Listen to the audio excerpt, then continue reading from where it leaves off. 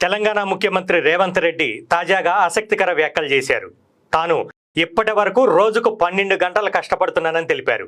తద్వారా రాష్ట్రాన్ని గాడిలో పెట్టే ప్రయత్నం చేస్తున్నట్టుగా చెప్పుకొచ్చారు.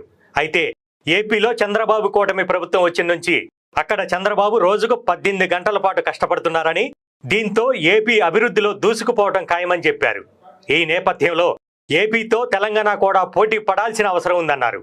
అంతేకాదు ఏ చిన్న అజాగ్రత్త ఉన్నా తెలంగాణ వెనుకబడిపోతుందని రేవంత్ రెడ్డి చెప్పుకొచ్చారు.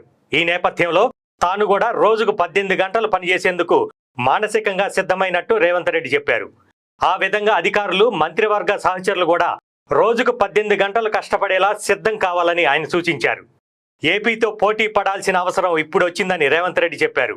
రాష్ట్రం పెట్టుబడుల సమీకరణ, ఇతర ప్రాజెక్టుల నిర్మాణం వంటివి తీసుకున్నప్పుడు ఏపీతో గత 5 ఏళ్లుగా పెద్దగా పోటీ పడే అవసరం రాలేదని, కానీ ఇప్పుడు అక్కడ చంద్రబాబు